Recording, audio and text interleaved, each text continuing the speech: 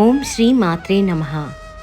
ఈ వీడియోలో అయోధ్యలో మనం చూడాల్సిన 5 ప్లేసెస్ ఏంటో చూద్దాము. మేము కాశీ నుండి అయోధ్యకి వెహికల్లో వచ్చాము. ఈ వెహికల్ ఫెసిలిటీ మనం కాశీలో స్టే చేసిన ఆశ్రమంలో ఉంటుంది. ఒకరికి 800 నుండి 1000 వరకు ఛార్జ్ చేస్తారు.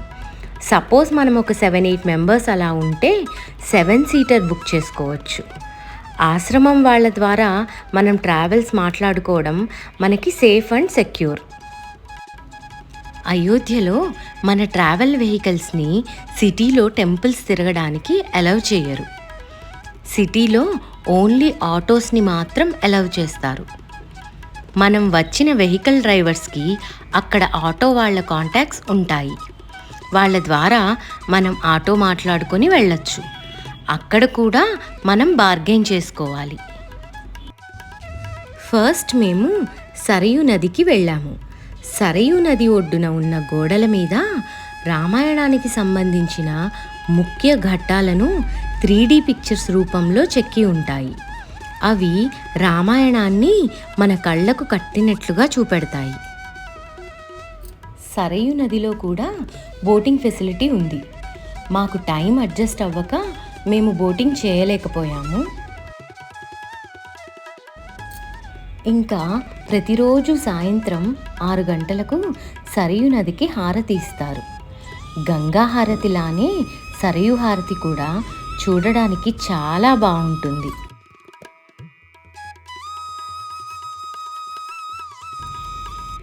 దీపాలను నదులలో వదిలిపెట్టడం వల్ల పూర్వజన్మ పాపాలు తొలగిపోతాయని నమ్ముతారు. నది ఒడ్డునే దీపాలు అమ్ముతూ ఉంటారు. ఒక దీపం 20 రూపీస్ ఛార్జ్ చేస్తారు. మేము అక్కడే తీసుకొని సరయూ నదిలో దీపాలు వదిలాము.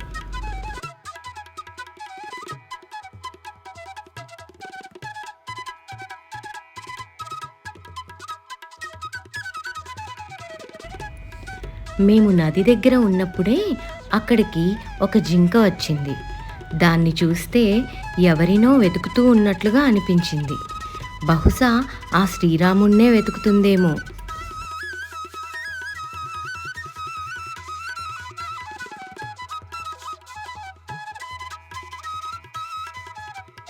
ఆ తర్వాత శ్రీరాముని దూత అయిన హనుమాన్ టెంపుల్కి వెళ్ళాము.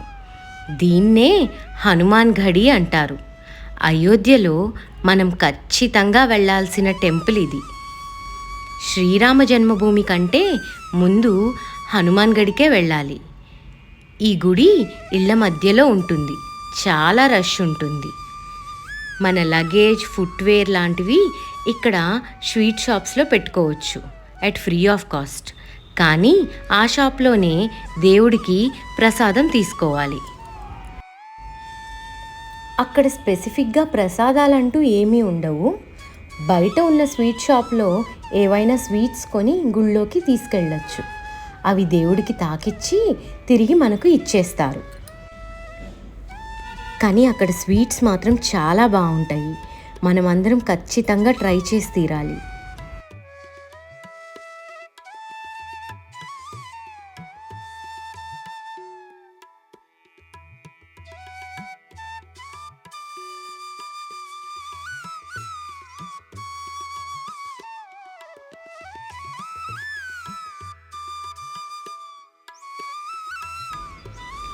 అయోధ్యలో చూడాల్సిన వాటిలో ఒక ముఖ్య ప్లేస్ దశరథ్ మహల్. రామాయణం ప్రకారం రాముడు మరియు అతని సోదరులు తమ బాల్యం మొత్తాన్ని ఈ మహల్లో గడిపారు. ఈ భవన్లో శ్రీరాముడు, సీతాదేవి మరియు లక్ష్మణుడి విగ్రహాలు ఉన్న ఒక చిన్న మందిరం ఉంది. భక్తులందరూ తమ ప్రియమైన రాముడు జన్మించిన మరియు అతని బాల్యాన్ని గడిపిన ఈ ప్రదేశాన్ని చూడడానికి ఇక్కడికి వస్తారు. ఇక్కడ రామాయణం మరియు అనేక ఇతర గ్రంథాల నుండి శ్లోకాలను పఠించే సాధువులను, ఇంకా భజనలు చేసే భక్తులను మనం చూడొచ్చు. ఈ మహల్ ఉదయం 8 నుండి మధ్యాహ్నం 12 గంటల వరకు, ఇంకా సాయంత్రం 4 నుండి రాత్రి 10 గంటల వరకు తెరిచి ఉంటుంది.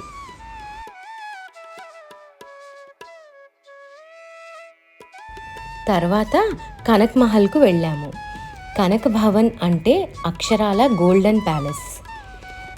ఇది అయోధ్యలోని అత్యంత ప్రసిద్ధ ఆలయాలలో ఒకటి. ఈ రాజభవనం రాముడు సీతతో వివాహం చేసుకున్న వెంటనే కైకేయి బహుమతిగా ఇచ్చిందని అంటారు.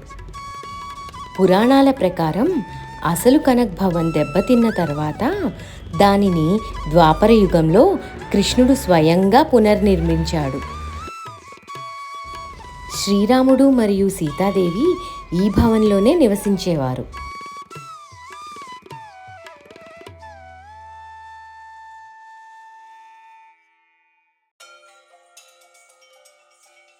పురాణాల ప్రకారం విశ్వకర్మ పర్యవేక్షణలో దశరథ మహారాజు రాణి కైకేయి కోసం ఈ భవనాన్ని నిర్మించాడు.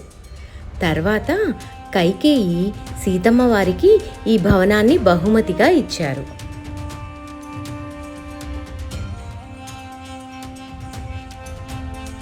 తర్వాత రామజన్మభూమికి వెళ్ళాము.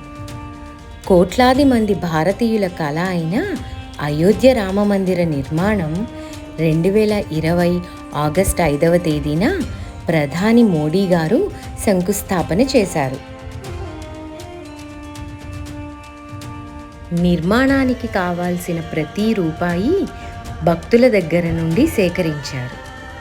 2024 జనవరి 22న మోడీ గారు రామమందిర ప్రారంభోత్సవం చేశారు. ఇక్కడ టెంపుల్లోకి సెల్ ఫోన్స్ అలౌ లేదు. మార్నింగ్ 6 నుండి నైట్ 9 వరకు టెంపుల్ ఓపెన్లో ఉంటుంది. మొబైల్స్ ఇంకా మన లగేజ్ పెట్టుకోవడానికి ఫ్రీ లాకర్స్ ఉంటాయి. సెక్యూరిటీ చెక్ కూడా చాలా ఎక్కువగా ఉంటుంది. మనం గుడి లోపలికి వెళ్ళే కొద్దీ ఆ బాలరాముణ్ణి చూడాలన్న తపన అడుగడుక్కి ఎక్కువవుతుంది. ఒక్కసారిగా ఆ బాలరాముడిని చూడగానే మనకు తెలియకుండానే మన కళ్ళు చెమ్మగిల్లుతాయి. ఆ రూపాన్ని వర్ణించడానికి మాటలు సరిపోవు. ఆ రాముడిని తనివి తీరా చూసుకోవచ్చు. ఆ మందిరం లోపల బయట చాలా అద్భుతంగా నిర్మించారు. ఇంకా టెంపుల్ వర్క్స్ బయట జరుగుతూనే ఉన్నాయి. మేబీ మొత్తం టెంపుల్ కంప్లీట్ అవ్వడానికి ఇంకా ఒక 2 years పడుతుంది.